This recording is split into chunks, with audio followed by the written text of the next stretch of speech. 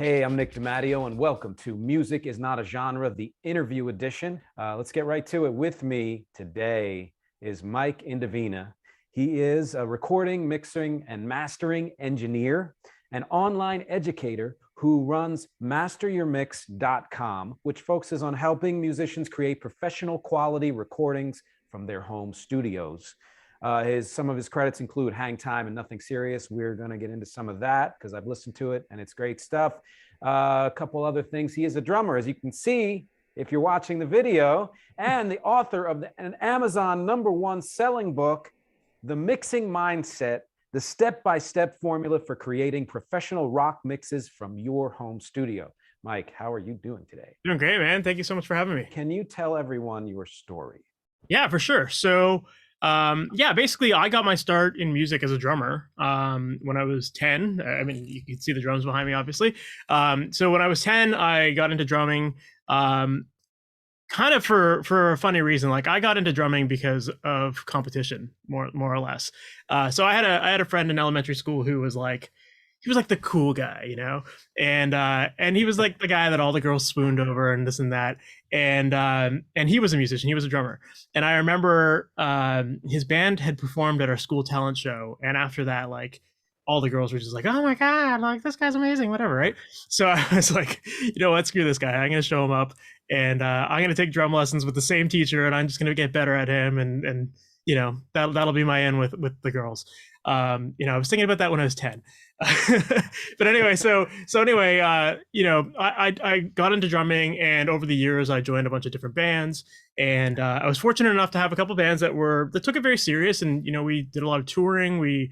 I had one band that was signed to like a major label, so we had like distribution and all that stuff, and just band life was like the focus of my life for a good chunk of my life, and trying to be a professional musician. But you know, along the way, I've always been like a techie kind of guy, and I was always really fascinated watching the sound guys, because I was like, if this music stuff doesn't work out for me as a musician, like, how cool is it that these guys get to work on music every day and like listen to artists and, you know, just listen to music all day and play with some cool looking stuff.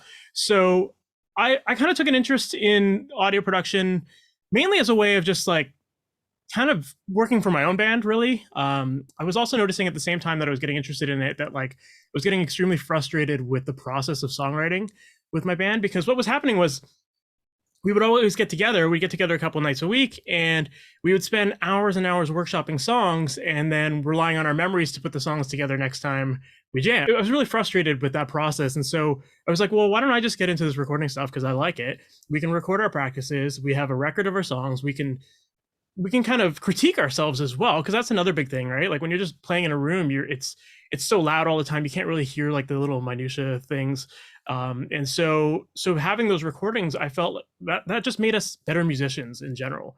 And so yeah, I was kind of like doing the band thing, recording our band, and like getting practice recording other bands, like local bands, just trying to find whoever would come to the studio. And you know, originally it was just like, hey, I'll record your band if like you buy me a microphone or something like that. Like, that was kind of the deal I was working on, because I was just like, I don't have a lot of gear, so why not just like fund these projects by getting the equipment that I needed, and like tell a band like, hey, like, you know, if I have this microphone or I have this compressor or this preamp or whatever, then like, well, I'll use it on your project. It will sound better because I'll have the right tools, and you know, we'll just work off of that. And so slowly but surely, like, I was building up my studio, and just over the years, as my band started to break up, I just was like, okay, well, I guess I'll focus more time on the audio production side of things. And yeah, maybe I'm going longer than you expected, but so yeah, I eventually like went to school for audio production, and then from there, I just dabbled in a lot of different areas of the music industry. I was working in audio post production, doing sound for film and TV. I was working as live sound engineer, doing like doing monitors in front of the house, and I did some tour managing. And then I was always in the studio, like one way or another. I was always recording bands as well, so that was always going on. And then yeah, like I said, as my bands broke up, I just dedicated way more time to that, and I kind of discovered that like the band thing is really ultimately what I love doing the most. It's what I was trying to do for my whole life, right? Like, work with other musicians and be in a band and write songs and produce and that kind of thing. So it just felt natural to focus on working in the studio with artists, and that's kind of what I just dedicated my life to after that, after all my bands broke up.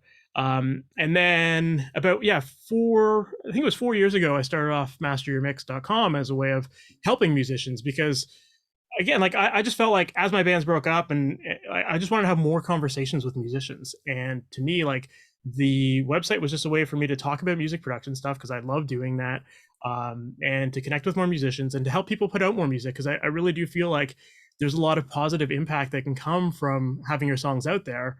But yet there's so many musicians that are writing amazing songs and recording their own demos, and then they scrap these songs because maybe they're not happy with the results, and or they can't afford to go to like a big studio. And so a lot of these great songs are just kind of being scrapped. And I really do feel like there's a lot of positive influence that could be, or positive impact that could be made by just having your music out there. So yeah, Master Mix was just a way of me nerding out about recording stuff, and helping musicians, and that ultimately brings me to where I am today, and teaching the stuff, and helping out musicians, and trying to just create more music out there. I love that you say that you think that, putting music out there can make a positive impact. Your, primary part in it, I guess I'll say, is helping people who have this great material make it sound as great as its inception is. Mhm. There are a whole lot of musicians who would love to just be out there in the big studios or whatever with other musicians, and pulling it all together and doing it the way things had always been done up until, fairly recently. But we can't afford that, or we have other constraints that cause us to work from home. So now you would step in. Do you feel like the impact that music makes is greater if the results from the studio are better? Yeah, I absolutely do, because I think that if your music sounds good, people will listen to it. Like I read a stat recently that said something like 70% of people turn off a song within the first 5 seconds. And I was thinking about, like, well, what happens in the first 5 seconds? And it's like, well, people hear the quality of it right away. That's like one of the biggest indicators. And also, like, in the first 5 6 seconds, whatever, like maybe you have a vocal line, or you have like some catchy riff or whatever, but ultimately, like, there's not a whole lot going on in like 5 seconds, so